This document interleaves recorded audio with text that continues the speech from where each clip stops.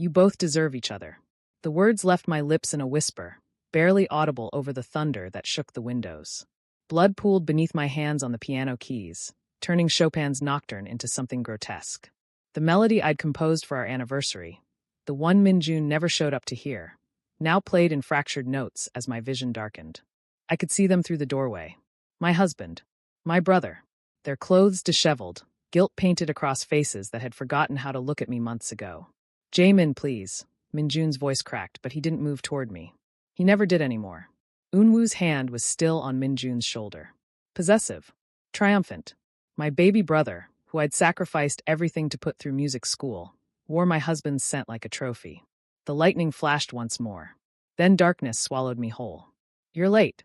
I didn't look up from the mixing board as Seo Minjun entered his own studio. 5 years had carved lines around his eyes that hadn't been there before, but his posture still radiated the same cold authority that once made my heart race. Now it just made my pulse steady with purpose. I own this building, he said, voice flat. I can't be late to my own space. Yet here I am, already analyzing the tracks you should have reviewed yesterday. I adjusted the levels on his new artist's demo, letting the silence stretch between us. Adana mentioned you've been distracted. His footsteps stopped behind my chair. I could feel his gaze on the back of my neck, that same intense study that used to make Jaemin blush and stammer. But I wasn't Jaemin anymore. I was Yoon Ha-rin, the producer who'd turned 3 failed artists into chart toppers in 18 months. The man who'd received Minjun's personal job offer without ever submitting an application. Fate had strange ways of granting second chances. You have excellent instincts, Minjun said carefully. It's almost like you can read my mind. I smiled at the monitor's reflection. Maybe I just understand your taste better than you think. I pulled up a classical piece on the system, Chopin's Nocturne in E-flat major. You still prefer this for your late-night sessions, don't you? The temperature in the room dropped 10 degrees. How did you? He moved closer, and I caught his reflection fully now. His face had gone pale, eyes searching mine through the glass. I never told anyone that. It's in your playlist history. I gestured at the screen, though we both knew I hadn't looked at any data. Basic producer research. Before I tell you what happened, subscribe to Starry-Eyed Lovers, and tell me where you're watching from. Minjun's hand trembled as he reached past me to pause the track. His cologne, still the same expensive brand, made my stomach twist with memories of lazy Sunday mornings and broken promises. When Jaemin died, he'd been wearing this same scent while tangled in sheets with my brother. Change it to something else, he said quietly. I don't listen to Chopin anymore. Why not? I kept my voice professionally curious. It's objectively beautiful, because someone I loved used to play it. The words came out raw, unguarded. And I destroyed him. The confession hung in the air like smoke. This was new. The Minjun I'd known never admitted fault, never showed weakness. Grief had remodeled him into something almost human. Almost forgivable. Almost. Then maybe, I said, standing to face him fully for the first time. You should stop running from beautiful things just because you ruined them once. Our eyes met. His were dark, haunted, searching my face for something he couldn't name. Up close, I could see he hadn't been sleeping well. The same insomnia that plagued him after his mother died, the same exhaustion Jaemin used to soothe with gentle piano melodies at 3 a.m. Who are you really? Minjun whispered. I smiled. Cold. Controlled. Everything Jaemin had never been. I'm the producer who's going to save your failing label. The question is whether you're ready to listen. The label's executive team sat around the table like vultures dressed in designer suits. Adana, my assistant, handed out the quarterly reports with practiced efficiency. Her calm presence the only thing keeping me grounded some days. She'd been the first person to show me kindness in this new life, never asking questions about the scars I couldn't explain. Revenue down 32%, announced Kim Director, Minjun's CFO. We need a miracle or we start cutting artists. Or, I said, connecting my tablet to the presentation screen, you sign the one artist who can change everything. The photo appeared. Han Eun-woo, my brother, smiling that same charming smile that had seduced my husband. His new independent single had gone viral last month. A ballad about forbidden love that made my blood boil every time I heard it. Minjun's jaw clenched. Absolutely not. He's got 3 million followers and trending in 7 countries, I continued smoothly. Personal feelings aside, he's the logical choice. Personal feelings? Minjun stood abruptly, chair scraping against marble. You don't know anything about my personal feelings regarding Han Eun-woo. Then educate me. I met his glare with practiced indifference. Why would you refuse to sign the most profitable artist in Korea right now? The room went silent. Everyone knew the rumors, the dead husband, the brother, the scandal that Minjun's lawyers had buried under NDAs and blood money. But no one spoke about it. Not where Minjun could hear. Meeting adjourned, he said through gritted teeth. Hurry in my office. Now. Adana caught my eye as I gathered my materials, her expression worried. She'd warned me about pushing too hard too fast. But revenge wasn't a patient game, and I'd already waited 5 years. He didn't sit. Just paced behind his desk like a caged animal, all that controlled authority fracturing at the edges. You've been here 2 weeks, he said. 2 weeks, and you're already trying to resurrect my worst nightmare. I'm trying to save your company. I set my tablet down with deliberate calm. Whatever history you have with Han Eun-woo, he killed my husband. The words hit the air like a gunshot. Minjun's back was to me, shoulders rigid, hands braced against the window overlooking Seoul's skyline. The setting sun painted him in shades of gold and shadow, beautiful and broken in equal measure. Not literally, he continued, voice hollow. But Eun-woo seduced me, made me betray the gentlest person I'd ever known. And when Jaemin found out, he pressed his forehead against the glass. The guilt destroyed him. He walked into that storm, took those pills, and I never got to tell him I was sorry. My hands curled into fists behind my back. So that was the story he'd told himself. Suicide. An accident of heartbreak. Not murder. Not the truth of what really happened that night. Then honor his memory, I heard myself say, by building something beautiful instead of hiding from success because it wears your trauma's face. Minjun turned slowly. His eyes were red-rimmed, vulnerable in a way that made my chest ache with phantom pain. Why do you care so much? He asked. Why does any of this matter to you? I should have deflected. Should have maintained professional distance. But standing there in the dying light, watching grief carve valleys into the face I'd once loved more than breathing, something shifted. I walked to his piano, a vintage Steinway he kept in the corner but never played, and pressed a single key. Middle C, pure and clear. Then I played the opening bars of the melody. The one I'd composed 5 years ago. The one only 3 people in the world had ever heard. The one Jaemin died playing. Minjun's sharp inhale told me everything. He crossed the space between us in 3 strides, grabbed my wrist with desperate strength. How do you know that song? His voice cracked. Who taught you that? I looked up at him, let him see something real flicker across my face before I locked it away. Maybe, I whispered. Some melodies refuse to die just because their composer did.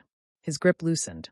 His hand slid down to my wrist, thumb brushing across the fabric of my sleeve, and I knew. He felt the edge of the tattoo hidden there. The constellation Jaemin had inked at 21. The same pattern that should have been cremated with his body. Who are you? Minjun breathed. The door burst open. Adana, apologetic but urgent. Sir, Han Eun-woo is in the lobby. He's demanding to see you. Security can't. Send him up, I said before Minjun could respond. Adana's eyes widened. Minjun stared at me like I'd grown a second head. Harin, you don't understand. I understand perfectly. I stepped back, adjusted my collar, and smiled. It's time you both face the past. Don't you think? The elevator chimed in the distance. Footsteps approached, confident, entitled, achingly familiar. And when Han Eun-woo walked through that door, his eyes locked on mine with zero recognition, I felt the first genuine smile I'd worn in 5 years curve across my lips. Hello, I said pleasantly. I'm Yoon Harin. I believe we have a lot to discuss about your future. Eun-woo's gaze flickered between me and Minjun, predatory instinct sensing blood in the water. Minjun, he purred, ignoring me entirely. It's been too long. We should catch up. Privately. Minjun's face had gone carefully blank. But his hand, still close to where mine had been on the piano, trembled. Actually, I interjected smoothly, I think the 3 of us should get very well acquainted. After all, I met Eun-woo's eyes with something that made him pause. I have a feeling we're going to be seeing a lot of each other. The storm outside began to rain, just like it had 5 years ago, just like it would again when I was finished. You haven't changed at all, Eun-woo. Minjun's voice carried none of its usual authority. He stood behind his desk like it could shield him from the past, walking through his door in expensive Italian leather. Eun-woo's smile was knife-sharp. You say that like it's a bad thing. He draped himself across the leather sofa with practiced ease, eyes never leaving Minjun's face. I've missed you. Missed this. His gesture encompassed the office, the view, the power. Missed us. There is no us. Minjun's knuckles went white against the desk edge. There hasn't been for 5 years. Guilt is such a tiresome emotion, don't you think? Unwoo examined his nails, manicured, perfect, just like everything else about him. Jaemin made his choice. We didn't force those pills down his throat. The temperature dropped. Minjun looked ready to lunge across the desk, years of careful control evaporating in seconds. I watched, cataloging every micro-expression, every tell. This was the fury Jaemin never got to see, the protection that came 5 years too late. Gentlemen, I stepped between them smoothly, positioning myself in Unwoo's line of sight. Let's keep this professional. Unwoo, you're here about representation. Minjun, you need artists who can actually sell. I suggest we focus on business. Unwoo's attention finally shifted to me. Really looked at me for the first time. His eyes, so like mine used to be, before death taught me to weaponize every glance, narrowed slightly. And you are the person who decides whether you get signed or escorted out by security. I sat in the chair opposite him, crossing my legs with deliberate casualness. Your viral single was impressive. Technically proficient, emotionally manipulative in all the right ways. You have talent. I know. No false modesty. Unwoo had never possessed that particular skill. That's why I'm here. Minjun's label needs me more than I need him. Then why come at all? I tilted my head, studying him the way a scientist studies a specimen. Pride? Money? Or maybe. I let my gaze drift to Minjun, then back. Unfinished business. Something flickered in Unwoo's expression. Hunger. The same look he'd worn when he'd first decided to take what belonged to his brother. I like you, Unwoo said. You're direct. Not like these corporate cowards who dance around the truth. He leaned forward, invading my space with the confidence of someone who'd never been refused. What's your story, Harin? You're too sharp to be just another producer. I'm exactly what I appear to be. I held his gaze, let him see nothing but polished professionalism. Someone who recognizes talent and knows how to monetize it. Minjun, you should hire him permanently. Unwoo's smile turned predatory. I have a feeling Harin and I are going to work very well together. Minjun had gone very still. His eyes tracked between us with something that looked dangerously close to panic. The contract, he said abruptly. Standard terms. 70-30 split, promotional obligations, morality clause. No morality clause. Unwoo's voice hardened. We both know my morality is negotiable. That's never bothered you before. The air crackled with unspoken history. I watched Minjun's jaw work, watched him swallow whatever response wanted to claw its way out. Fine. The word came out strangled. Harin will handle the details. I have other meetings. He left his own office. Actually fled, shoulders rigid, not looking back. Unwoo laughed, bright, cruel, satisfied. Still so easy to break. You'd think 5 years would have given him a spine. Or maybe, I said quietly, 5 years taught him what really matters. Guilt. Unwoo scoffed. Please. Minjun chose me that night. He made his decision long before Jaemin found us. My brother was just too pathetic to accept it. My hands remained steady in my lap. Jaemin would have trembled, would have cried, would have begged his baby brother to explain how love became this casual cruelty. But I wasn't Jaemin anymore. Tell me about him, I said. Your brother. What was he like? Unwoo blinked, caught off guard. Why? Professional curiosity. You're singing ballads about lost love and forbidden desire. I assume there's real emotion beneath the performance. I pulled out my tablet, started drafting contract terms. Understanding your inspiration helps me market you effectively. A pause. Then, Jaemin was weak. Talented, sure, could make a piano weep. But weak where it mattered. Unwoo's voice carried no grief, no remorse. He had everything handed to him. The scholarship, the early debut, the rich husband. And he still couldn't hold on to any of it. Because you took it. Because he didn't fight for it. Unwoo stood, paced to the window where Minjun had stood minutes before. I loved my brother. But love doesn't mean letting someone waste potential just because they saw it first. The casual brutality was almost beautiful in its honesty.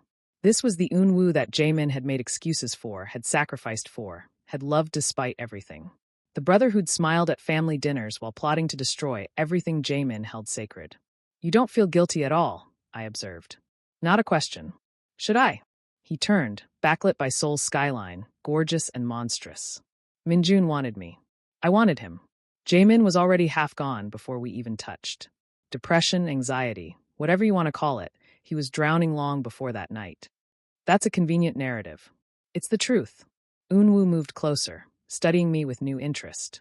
You know, you remind me of him sometimes. The way you watch people, like you're cataloging their weaknesses. My pulse spiked. Your brother? No. Min-jun. He smiled. You look at him the way he used to look at Jae-min. Like you're trying to solve a puzzle you're not sure you want the answer to. Would you forgive someone who mistook your pain for love? Comment below. I stood, gathering my materials. The contract will be ready by tomorrow. Standard terms minus the morality clause. But Eun-woo. I met his eyes directly. If you're planning to use this label as leverage to rekindle whatever you had with Min-jun, you should know he's not the same man you remember. Neither am I. He stepped into my space, close enough that I could smell his cologne. Different from Min-jun's, sharper, more aggressive. But some things don't change. Min-jun and I have unfinished business. And I always finish what I start. So do I. I smiled. Cold. Final. That's why we're going to work so well together. The label had emptied hours ago. Only the overnight security and obsessive producers remained, and I'd cultivated a reputation as the latter. It gave me access. Freedom. Time to explore spaces where Jaemin's ghost still lingered. Min-jun's private studio occupied the top floor. The room where he'd recorded Jaemin's only album before the marriage fell apart. I'd watched the security codes over his shoulder during our first week, committed them to muscle memory. The door opened silently. The studio was dark except for the mixing board's LED glow. And Min-jun sat at the piano in the corner, hands resting on keys he wouldn't press. You're here late, I said softly. He didn't startle. So are you. I work late. You're hiding. I closed the door behind me, stayed near the entrance. Giving him space. From Eun-woo? Or from whatever I made you feel earlier? Both. His laugh was bitter. You played his song, Harin. The one Jaemin composed for our anniversary. The one I never heard him perform because I was too busy fucking his brother. The raw honesty cut through the darkness like a blade. How did you know it? Min-jun turned finally, face half-shadowed. How could you possibly know that melody? I'd prepared dozens of explanations. Plausible stories about session musicians, leaked recordings, musical coincidence. But standing there in the dark with Min-jun's grief laid bare, the lies felt heavier than the truth. Maybe the universe has a sense of irony, I said instead. Or maybe some music is too beautiful to stay buried. Everything about Jaemin stayed buried. Min-jun's voice cracked. I made sure of it. Paid off the police, silenced the media, burned every recording he'd ever made because I couldn't stand hearing his voice knowing what I'd done. Guilt doesn't bring people back. Neither does forgetting them. He stood, moved toward me slowly, like approaching a spooked animal. But you make me remember. Everything about you makes me remember him. The way you stand, the way you hear music, the way you... He stopped an arm's length away. The way you look at me like you can see every terrible thing I've ever done. Can everyone? No. He reached out, hesitated, then let his hand fall. Everyone else sees the CEO. The success story. The man who survived tragedy and rebuilt his empire. You see the killer. You didn't kill anyone. I killed his will to live. Min-jun's eyes were glass bright. That's close enough. The space between us hummed with tension, grief and attraction, and something more dangerous than either. I should have stepped back. Should have maintained the careful distance that kept my revenge clean and simple. Instead, I closed the gap. Play it, I said quietly. The song. Play it the way he would have wanted you to hear it. I can't. You can. I moved to the piano, sat on the bench, patted the space beside me. I'll help you remember. Min-jun approached like a man walking toward his own execution. Saturday. Our shoulders nearly touched, our hands parallel on the keys. I don't remember how it starts, he whispered. I lifted my right hand, played the opening progression. Slow. Aching. Every note a small death. Min-jun's left hand joined mine, finding the bass line by instinct. The muscle memory of love overriding the paralysis of guilt. We played together in the dark studio, crafting the melody Jaemin had composed for a man who never arrived to hear it. And somewhere in the music, our hands began to move as one. Min-jun anticipating my choices, me following his rhythm. The piece becoming something larger than either of us alone could create. When the final note faded, neither of us moved. He would have forgiven you, I said. The lie tasted like ash. Eventually. I don't deserve forgiveness. Min-jun's voice was raw. I don't deserve anything except this guilt. Then why keep living? The question hung between us. Min-jun turned his head, and suddenly his face was inches from mine. Close enough to see the gold flecks in his dark eyes. Close enough to feel his breath ghost across my lips. Because someone has to remember him, he said. Someone has to carry what he was, even if I'm the last person who should. His gaze dropped to my mouth, lingered, returned to my eyes with something that made my heart stutter in my chest. Harin, he breathed. Why do you feel so familiar? I should have pulled away. Should have laughed it off. Should have rebuilt the professional walls that kept my identity safe. Instead, I lifted my hand to his face. Let my fingers trace the line of his jaw the way Jaemin used to do on the rare nights when Minjun came home early enough to be touched. Minjun's eyes fluttered closed. A small sound escaped him, half relief, half agony. Don't. The word was barely audible. Please don't be kind to me. I can't. I don't know how to. Breathe, I whispered. Just breathe. His hand came up to cover mine. Pressed my palm against his cheek like he was trying to absorb warmth from my skin. I dream about him, Minjun confessed. Every night. Sometimes he's angry, screaming at me the way he never did when he was alive. Sometimes he just watches me with those sad eyes, waiting for an apology I can't figure out how to say. And sometimes, his voice broke. Sometimes he touches me like this, and I wake up hating myself for wanting even dream Jaemin when I destroyed the real one. Tears tracked down my cheeks. Silent. Traitorous. 5 years of carefully constructed armor cracking under the weight of his grief meeting mine. He loved you, I said. Truth and lie tangled together. That kind of love doesn't just stop because someone makes a mistake. It wasn't a mistake. Minjun opened his eyes, and they were devastated. It was a choice. Multiple choices. Weeks of choosing Eunwoo over my husband because he made me feel alive in ways Jaemin couldn't anymore. And by the time I realized what I was throwing away, it was too late. He was already gone. His thumb brushed across my cheekbone, catching the tears there. Why are you crying? He asked softly. You didn't even know him. Maybe I'm crying for you. Don't. He pulled back slightly, but didn't let go of my hand. I don't deserve anyone's tears. Especially not yours. The moment stretched, fragile and dangerous. Then footsteps echoed in the hallway outside, security making rounds. Reality crashed back. I stood, putting necessary distance between us. It's late. We should both go home. Minjun remained at the piano, looking smaller somehow. Younger. Like the man Jaemin had fallen in love with before ambition and boredom turned him cruel. Harin. He caught my wrist as I moved toward the door. His fingers landed exactly on the hidden tattoo, and I felt him freeze. Your wrist. There's something. I pulled free gently. Good night, Minjun. Wait. He stood, followed me to the door. Tomorrow. Dinner. Not business, just... He struggled for words. I want to know you. Really know you. Whatever this connection is between us, I need to understand it. Why? Because you're the first person in 5 years who's made me feel something other than guilt. His honesty was brutal, beautiful. And I'm terrified that means I'm about to destroy someone else I care about. The words should have satisfied me. Should have confirmed that the revenge was working, that Minjun was falling exactly the way I'd planned. Instead, they made my chest ache with something too complicated to name. Dinner, I agreed. But Minjun, I met his eyes one last time. Some people can't be saved from themselves. Remember that. I left him standing in the doorway, silhouetted against the studio's dim light, looking like every portrait of loneliness ever painted. In the elevator, I checked my phone. A message from Adana. Asterisk Eunwoo requested a private meeting tomorrow. Just you. Should I be worried? Asterisk. I typed back. Asterisk no. Everything is going exactly as planned. Asterisk. The lie was getting easier to tell. You're playing a dangerous game, Harin. Dr. Park set down his coffee cup with deliberate precision. We sat in his private office, all warm leather and psychological safety, while rain streaked the windows behind him. He'd been Jaemin's therapist before the end, one of the few people who'd seen the fractures spreading beneath the surface. And now he was watching me with the same clinical concern. I'm doing my job, I said evenly. Producing music. Managing talent. Nothing dangerous about that. You're producing Minjun's emotional resurrection while simultaneously courting his greatest trauma.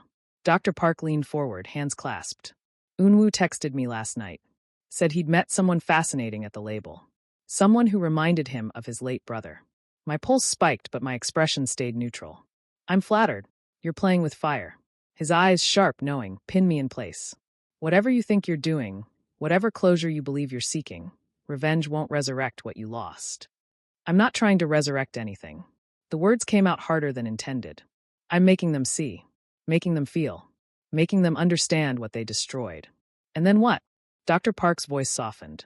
After they understand, after they suffer appropriately by your measurement, then what? Does Jaemin come back? Does the pain stop? I stood, moved to the window. The city below pulsed with life that kept moving whether we healed or not. You told me once, I said quietly, that Jamin's biggest weakness was loving people more than he loved himself. That he'd set himself on fire to keep others warm. I remember.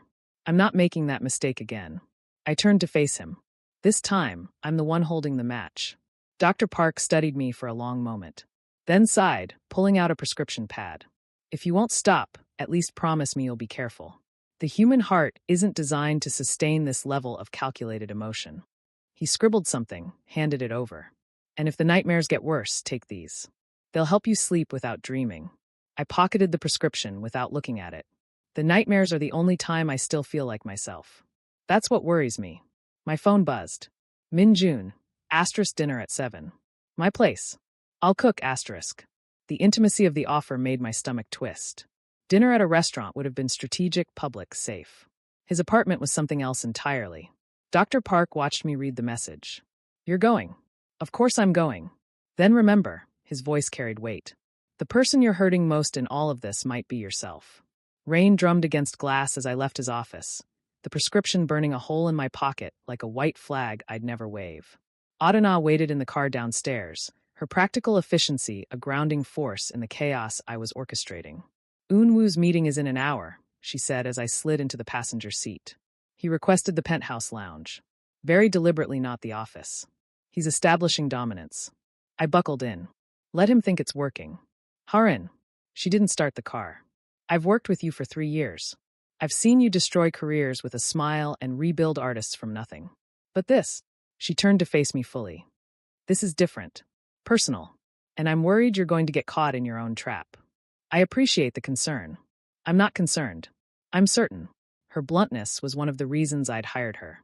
You're falling for Min-jun again. I can see it in the way you watch him when you think no one's looking. The way your hands shake after you leave his office. That's not. Don't lie to me. Her voice carried no judgment, only truth. I don't know what history you actually have with these men. I don't need to know. But I do know that revenge stops being clean the moment you start caring whether your target suffers or heals. The words settled between us like sediment in water. Drive, I said quietly. We're going to be late. She started the engine without another word, but her point had already landed. The penthouse lounge occupied the label building's top floor, all glass walls and expensive minimalism. Eun-woo had claimed the corner booth, backlit by Seoul's afternoon skyline, positioned like a king granting audience. He smiled as I approached. Predatory. Pleased. Harin. Punctual and beautiful. I'm starting to understand why Min-jun keeps you so close. He keeps me close because I make him money. I sat across from him, maintaining careful distance. What did you want to discuss that couldn't wait for office hours? You. Eun-woo poured wine without asking if I wanted any. I've been thinking about our conversation yesterday. About Jamin. About weakness and strength, and what it means to take what you want. Philosophical for a pop singer. I'm more than my image. He slid a glass toward me. Just like you're more than a producer. The question is, what are you really? I lifted the glass but didn't drink. What do you think I am? Someone with an agenda. He leaned back, assessing. Someone who knows exactly how to manipulate Min-jun's guilt while keeping him desperate for approval. It's masterful, really. Almost like you studied him specifically. I study everyone I work with. But you touch him differently. Eun-woo's eyes glittered.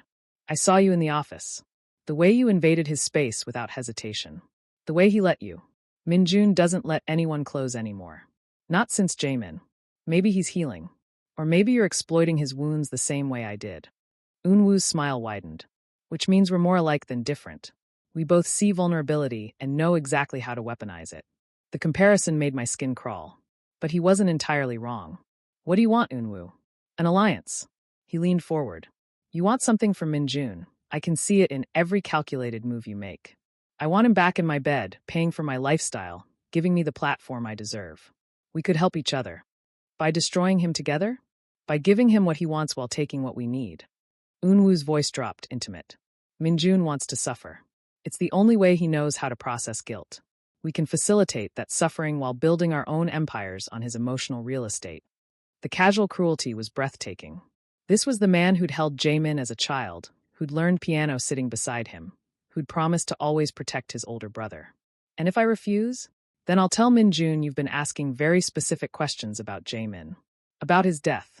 About details that weren't public record. Eunwoo's threat was velvet-wrapped. I'll make him wonder why his new favorite producer is so obsessed with his dead husband. You have no proof of anything. I have instinct. And Min-jun is paranoid enough these days that instinct might be enough. He finished his wine. So, alliance or exposure? Choose wisely. I set down my untouched glass. Stood. Looked down at him with something that made his confident smile finally flicker. I choose option 3, I said quietly. I continue my work. You continue yours. And we see who breaks Min-jun first. The brother who betrayed him, or the ghost who won't let him forget. I'm not afraid of you, Eunwoo. I leaned down until we were eye level. Because unlike Jaemin, I know exactly what you are. And unlike Min-jun, I won't be seduced by your pretty face and empty promises. His jaw clenched. You'll regret this. Probably. I straightened. But at least my regrets will be my own. I left him in the penthouse, his kingdom of glass and lies, and took the stairs down instead of the elevator. Needed the physical exertion to burn off the adrenaline of confronting my brother's worst self without breaking character. Adana intercepted me on the 10th floor landing. How bad? He offered an alliance. I declined. He'll retaliate. I kept descending. But not today. Eunwoo likes to plan his cruelties. And Min-jun's dinner tonight? Still happening. I checked my watch. I have 4 hours to decide whether I'm the hero or villain of this story. Harin. She caught my arm, stopping me mid-step. What if you're both? The question followed me home. Through a shower that couldn't quite wash away Dr. Park's warnings or Eunwoo's threats. Through the careful selection of clothing that balanced professional and approachable. Through the cab ride to Min-jun's building, where the doorman recognized me from Jaemin's time and didn't quite hide his confusion. Min-jun's apartment hadn't changed. Same minimalist aesthetic, same city views. Same piano in the corner that used to hold photographs of us before grief made him clear every surface of memories. He answered the door in jeans and a sweater, casual in a way that made him look younger, less armored. His hair was slightly damp, recently showered, and the domesticity of it hit harder than any corporate power play. You came, he said, relief evident. You invited me. I wasn't sure you would. He stepped aside, let me enter. After everything I told you last night, I thought maybe you'd realize I'm too damaged for friendship. Everyone's damaged. I surveyed the space, cataloging what had changed and what remained frozen in time. The question is whether the damage makes you more interesting or just more difficult. Min-jun laughed, small, surprised. And your verdict? Still deliberating. I moved to the kitchen where he'd been preparing dinner. Simple pasta, fresh vegetables, the kind of meal Jaemin used to make on quiet Sundays. You cook now. That's new. I had to learn. He joined me, opening wine with practiced ease. After Jaemin, I couldn't stand having staff in the apartment. Too many people, too many questions, too much performance. So I taught myself basic survival. Cooking isn't survival. It is when eating becomes an act of will. He poured 2 glasses, handed me one. Some nights, making dinner was the only thing that convinced me I deserved to stay alive. The raw honesty kept catching me off guard. This version of Min-jun, stripped of corporate armor, vulnerable in his own space, was dangerously close to the man Jaemin had married. Have you ever loved again after loss? Share your story in the comments. Why did you invite me here? I asked. Really? Min-jun leaned against the counter, wine glass cradled in both hands. Because you're the first person who doesn't treat me like I'm made of glass. Who challenges me instead of coddling me. Who looks at my guilt and says, okay, and what are you going to do about it? Maybe I'm just cruel. No. He shook his head. Cruelty would be easier. You're something more complicated. You push me toward healing while simultaneously making me face everything I've tried to bury. His eyes found mine. It's exhausting and necessary and terrifying. Then why keep me around? Because I'm tired of being afraid. He set down his glass, moved closer. And because when I'm with you, I feel like maybe I could learn to forgive myself. Not forget, not excuse, but forgive. The space between us compressed. Min-jun reached out slowly, giving me time to refuse, and brushed a strand of hair behind my ear. His fingers lingered at my temple, thumb tracing my cheekbone with devastating gentleness. Can I ask you something? His voice had gone soft. And will you tell me the truth? Depends on the question. Have we met before? His hand slid down to cup my jaw. Before the label, before Harin, before any of this.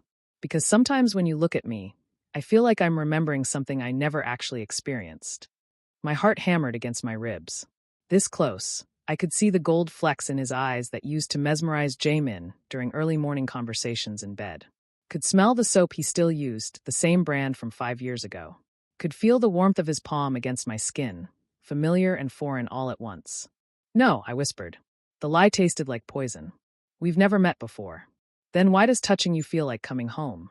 He leaned in slowly, giving me every opportunity to step back. His breath ghosted across my lips, and for one suspended moment, the entire revenge plan hung in the balance. I could let him kiss me, could let him fall deeper, make the eventual revelation more devastating. It would be strategic, effective, exactly what the plan demanded.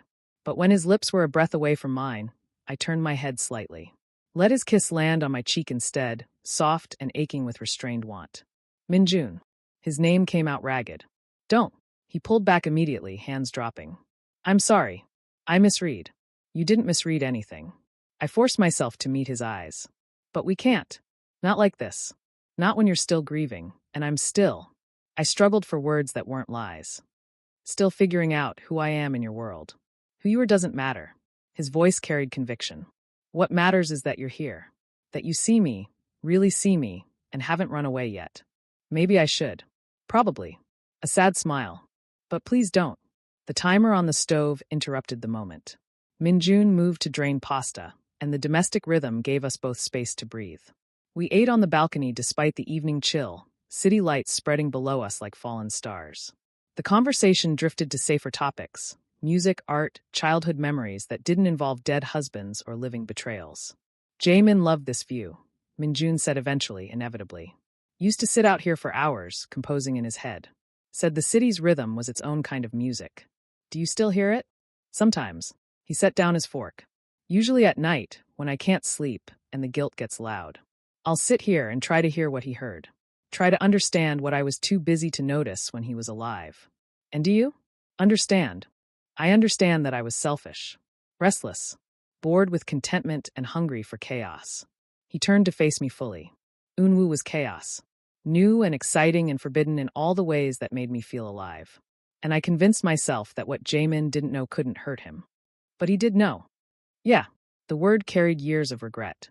He knew, probably before I admitted it to myself. He'd watch me come home late, smell Unwoo's cologne, and just smile. Like he'd already accepted that he'd lost. Like he was too tired to fight for something that should have been his without question. Maybe he thought love shouldn't require fighting. Maybe. Minjun's eyes were distant. Or maybe he knew that fighting would just make me resent him more. That the gentleness I'd fallen in love with had become the very thing pushing me away. The tragedy of it settled between us. How love could curdle into contempt. How kindness could be mistaken for weakness. How the same qualities that drew people together could slowly drive them apart. I'm not him, I said quietly. Whatever you're looking for in me, whatever echo you're chasing, I'm not Jaemin. I know. But his eyes told a different story. You're stronger, sharper, less willing to accept cruelty disguised as circumstance. He reached across the table, fingers stopping just short of mine. But sometimes, in certain lights, you remind me of what I lost. And I can't tell if that's a blessing or another punishment. Maybe it's both. His fingers closed the remaining distance, covering mine. The touch was electric, familiar and new, comforting and terrifying. I should have pulled away. Should have maintained the boundary I'd just established. Instead, I turned my hand over, let our palms press together, fingers interlacing. Harin. My name on his lips sounded like prayer and confession. I don't know what I'm doing.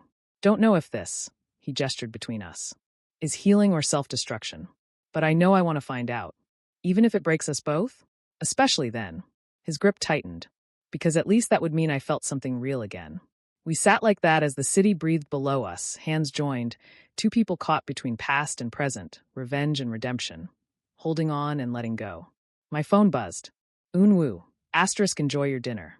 I hope you're not getting too attached. Tomorrow, I start telling Minjun the truth about his new favorite ghost, *. I deleted the message without responding. Minjun noticed my tension. Everything okay? Everything's fine. I squeezed his hand once, then released it. But I should go. Early meeting tomorrow. Stay. The word came out desperate. Just a little longer. We could watch something, talk more, or just... He trailed off. I don't want to be alone tonight. The vulnerability in his voice nearly broke my resolve. Minjun, if I stay, nothing has to happen. He stood, began clearing dishes. I just want you here, in the same space. Proof that I'm not completely alone in this. So I stayed. We moved inside as the temperature dropped, and somehow ended up on opposite ends of his couch with a movie neither of us watched playing in the background. Thank you, Minjun said after a while. For not running. For not treating me like I'm too broken to be around. You're not broken. I watched him instead of the screen. You're just carrying more weight than one person should have to bear. So are you. His observation was quiet. I can see it sometimes. Like you're holding on to something that's crushing you from the inside out. Everyone has their ghosts. Maybe. He shifted closer, closing the distance between us incrementally. But yours feel particularly heavy. Like they're not haunting you, they're wearing your skin. The accuracy of the metaphor stole my breath. Before I could respond, his head dropped onto my shoulder, exhaustion finally overwhelming propriety. Is this okay? He murmured, already half asleep. Yeah. I carefully, slowly, rested my cheek against his hair. This is okay. He relaxed completely, breathing evening out into sleep. And I sat there holding the man I'd died hating, feeling his warmth seep into spaces I'd thought were frozen beyond repair, wondering when exactly my revenge had started tasting like regret. Wake up! The voice cut through my dreamless sleep. I opened my eyes to find Minjun still pressed against me on the couch, but now morning light filtered through the windows, and Eun-woo stood in the doorway with a key in his hand and murder in his eyes. How domestic. His smile was a razor blade. Should I come back later, or would you prefer I stay for the show? Minjun jerked awake, disoriented. Eun-woo, what the hell? I still have a key, remember? Eun-woo moved into the apartment like he owned it. From when I used to spend nights here. When you still knew what you wanted. His gaze locked on me. Before you started replacing Jaemin with cheaper imitations. Get out. Minjun stood, positioning himself between us. You have no right. I have every right. Eun-woo pulled out his phone, fingers dancing across the screen. Especially when I've discovered something fascinating about your new favorite producer. My pulse spiked, but I kept my expression neutral. Whatever conspiracy theory you've concocted. It's not a theory. He turned the phone toward Minjun. It's a tattoo. The image on screen showed Jaemin's wrist, the constellation he'd gotten at 21, photographed at our wedding. And beside it, a security camera still from the label's parking garage, showing my exposed wrist in identical detail. Minjun's face went white. Impossible, he breathed. That's impossible. Jaemin is dead. I identified his body, You identified someone. Eun-woo's voice carried triumph. But maybe you were too guilty to look too closely. Too eager to bury your shame to question what you were actually burying. That's insane. But Minjun's eyes found mine, searching, desperate. Harin, tell him. Tell him this is insane. I stood slowly. Every option I'd prepared for this moment evaporated in the face of Minjun's breaking expression. Show him, Eun-woo demanded. Show him your wrist, Harin. Prove me wrong. The apartment went silent except for the city's distant hum. Minjun's breathing had gone shallow, his hands trembling at his sides. Harin. His voice cracked on my name. Please. I could run. Could maintain the lie. Could let Eun-woo be dismissed as a jealous ex spinning fantasies. Instead, I pushed up my sleeve. The constellation gleamed in morning light, Cassiopeia, the same 5 stars Jaemin had chosen because Minjun once said it reminded him of my smile. Unmistakable. Undeniable. Minjun staggered backward like I'd struck him. No. The word came out strangled. No, you can't be, he's dead. I watched them close his casket. I stood at his funeral and his legs gave out. He caught himself on the piano, keys crashing discordantly under his weight. Oh God, what have I done? You let me die. My voice came out cold, each word a small death. You chose him, I gestured at Eun-woo. Over me, over everything we built. And when I confronted you, when I begged you to explain why I wasn't enough, you told me you were tired of my weakness. I never, Minjun's face crumpled. I never said that. I never would have. You did. The memory surfaced, sharp and clear. That last night, you said loving me was exhausting, that I demanded too much emotional labor. That being with Eun-woo felt like breathing after drowning. Jesus Christ. Minjun pressed his palms against his eyes. I was drunk. Angry. I didn't mean. You meant every word. I moved closer, letting him see Jaemin's pain in my eyes. And I took those pills because I believed you. Because I thought if loving you was killing you, then removing myself was the kindest thing I could do. But you didn't die. Eun-woo's voice carried fascination rather than concern. Somehow my pathetic brother survived and came back wearing someone else's face. How deliciously dramatic. Shut up. Minjun's rage finally found its target. This is your fault. You seduced me, manipulated me, turned me into someone I hated. I gave you what you wanted. Eunwoo shot back. You were bored with Jaemin's gentleness, restless with his unconditional love. I offered you passion and chaos, and you grabbed it with both hands. Because you made it impossible not to. Minjun lunged toward him, but I caught his arm, held him back. You were everywhere, at the label, at our apartment, always touching, always suggesting, always. Always giving you the excuse you needed. Eunwoo's smile was bitter. You wanted out of your marriage, but were too much of a coward to admit it. So I became your exit strategy. Don't blame me for playing the role you cast me in. The truth of it hung in the air like poison gas. You're right. Minjun's voice went dead. You're absolutely right. I wanted out. Wanted the chaos. Wanted to feel alive instead of content. He turned to me, and his eyes were destroyed. But Jaemin, I never wanted you dead. Even at my worst, even when I was choosing him over you, I never wanted you gone forever. Just gone enough that you didn't have to face what you'd done. I released his arm, stepped back. Well, congratulations. You got your wish. Jaemin died that night. The pills, the storm, the body they found, all real. I died hating you both. Then how? Does it matter? I laughed, and the sound was broken glass. The universe gave me another chance. Another body. Another identity. And I spent 5 years planning this moment. Planning how to make you feel exactly what I felt. And Minjun's question was barely audible. Did it work? Do you feel better now that I'm destroyed? The question cut deeper than any revenge I'd orchestrated. Because standing there watching Minjun crumble, watching 5 years of guilt finally find its target, I felt nothing like satisfaction. I felt like I was dying all over again. Before I could answer, Adana burst through the door breathless. Harin, don't. Whatever you're planning to say, don't. Little late for that. Eunwoo gestured at the wreckage of the scene. The ghost has already revealed himself. Now we just wait for the haunting to reach its conclusion. Adana ignored him, focused entirely on me. Dr. Park called. Said you'd stop taking your medication. Said you've been spiraling for weeks, and he's worried you're going to. Going to what? I turned on her. Finish what I started 5 years ago? Finally let Jaemin stay dead instead of wearing his corpse around like a costume. Yes, her pragmatism cracked into raw emotion. Because that's what you're doing. You're not living, Harin. You're haunting. And these men, she gestured at Minjun and Eunwoo, they're not worth sacrificing your second chance. They took my first chance. But the words sounded hollow even to me. So take another one.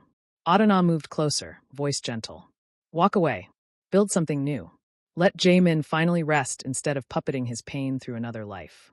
Minjun made a sound like he was being torn in half. You're talking about him like he's separate. Like Harin isn't. He's not. Dr. Park's voice came from the doorway. He must have followed Adana. The person standing here isn't Jaemin anymore. Trauma and time have reformed him into something new. The question is whether he wants to stay trapped in the past or finally move forward. How philosophical. Eunwoo's sarcasm was armor against the emotional chaos. But it doesn't change the facts. Jaemin faked his death, assumed a false identity, and has been systematically torturing his ex-husband for weeks. That's not moving forward. That's obsession.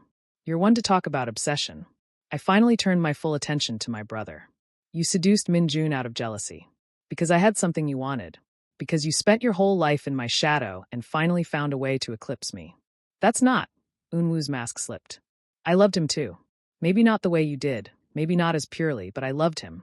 And you never even noticed because you were too busy being the perfect husband. I noticed everything. My voice dropped to something dangerous. I noticed how you looked at him. How you found excuses to touch him. How you lit up when I mentioned our arguments. I moved closer, watching him retreat for the first time. I noticed, and I tried to love you past your envy. Tried to believe my baby brother wasn't capable of destroying me. I didn't destroy you. But Eunwoo's voice wavered. You destroyed yourself by making your whole identity about being loved. By needing validation so desperately that losing it killed you. The accusation landed with devastating accuracy. You're right. I laughed, sharp and broken. I built my entire self-worth on being Minjun's husband. On being needed, wanted, cherished. And when that crumbled, I gestured at myself. So did I. Jaemin. Minjun's voice was wrecked. Please let me explain. Explain what? I whirled on him. Explain how the man who promised to love me forever got bored within 3 years? Explain how my gentleness became weakness in your eyes? Explain how loving me turned into a chore you resented? Yes. He moved toward me, hands outstretched. Yes, I'll explain all of it. Every terrible thought, every moment of weakness, every choice that led us here. I'll spend the rest of my life explaining if that's what you need. What I need, my voice broke, is for you to have loved me enough not to betray me in the first place. The silence that followed was absolute. I did love you. Tears tracked down Minjun's face. I loved you so much it terrified me. You were everything good and kind, and I felt like I was poisoning you just by existing next to you. So I sabotaged us. Chose the chaos with Unwoo because at least destroying something ugly felt more natural than tainting something beautiful. That's the most narcissistic thing I've ever heard. But the words came out weak, making my pain about your self-hatred. I know. He dropped to his knees, actually knelt on the hardwood floor of the apartment we'd once shared, looking up at me with something beyond desperation. I know it's selfish. I know I don't deserve forgiveness. But Jaemin, Harin, whoever you are now, please. Please don't let the worst thing I ever did be the last thing you remember about us. Get up. I couldn't watch him kneel. You don't get to perform penance. You don't get to make this about your redemption. Then what do you want? He stayed down, refusing the easy out. Tell me what you want and I'll do it. Walk away and never contact you again? Sell the label. Destroy my own career the way I destroyed yours? Name it. The question I'd been waiting 5 years to hear. The moment where I could demand any price, exact any revenge, make him suffer in proportion to my pain. And I had no answer. Because standing there looking at Minjun's destroyed face, at Unwoo's fractured armor, at Adana's worried expression and Dr. Park's clinical concern, I realized the revenge had already happened. Not in this confrontation, but in every moment I'd spent the last 5 years consumed by hatred instead of healing. In every relationship I'd avoided. In every piece of music I'd produced instead of composed. In every morning I'd woken up as Harin and wished I could remember how to be Jaemin. My voice caught. I want to have died that night. I want this second chance to have gone to someone who'd use it better. I want to stop carrying Jaemin's pain like a trophy and Minjun's ghost like a weapon. Then let me help you. Minjun stood slowly. Let me spend whatever time you'll give me helping you heal instead of haunting. Not for my sake, for yours. You think you can fix this? I gestured at the wreckage between us. 5 years of planning, weeks of manipulation. And you think one conversation fixes it? No. He moved closer, stopping just out of reach. But maybe it starts something. Maybe it's the first conversation of hundreds. Maybe it's the beginning of both of us learning how to be human again, instead of just guilty. And what about me? Unwoo's voice cut through the moment. Do I get redemption too, or am I just the villain in your tragic romance?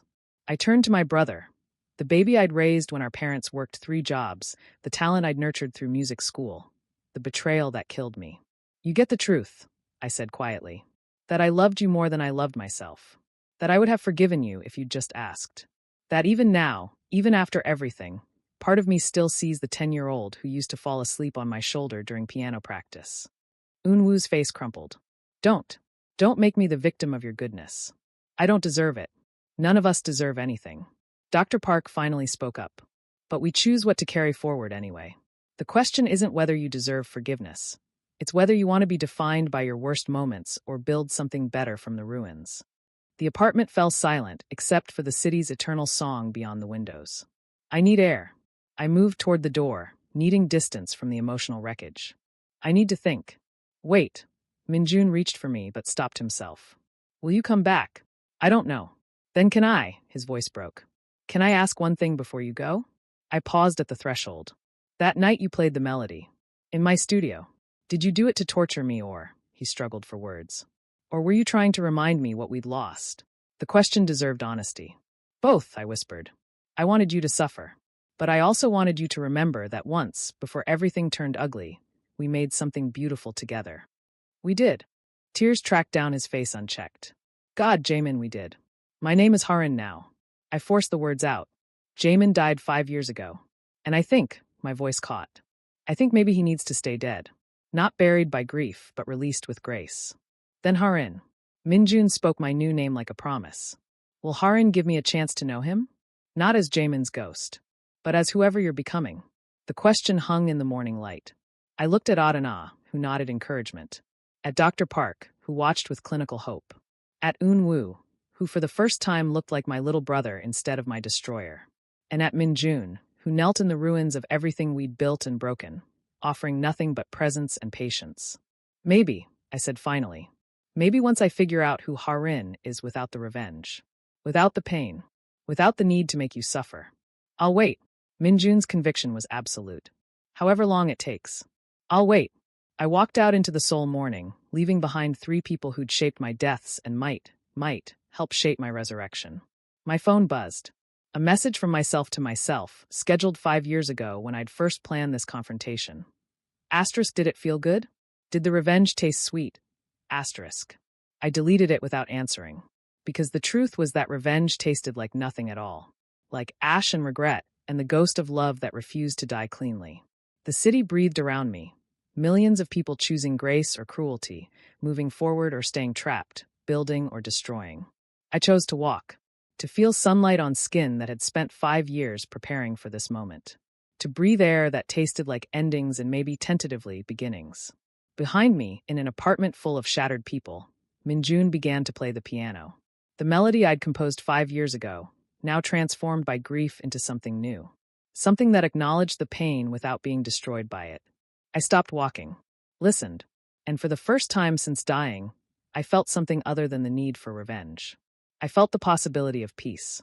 Whether I'd choose it or not remained a question only time could answer. But standing there in the morning light, hearing my old song made new, I thought maybe, Jamin could rest now. And Harin could finally learn to live. Piano melody continues as camera pulls back, showing Seoul's morning skyline, the city moving forward whether we heal or not.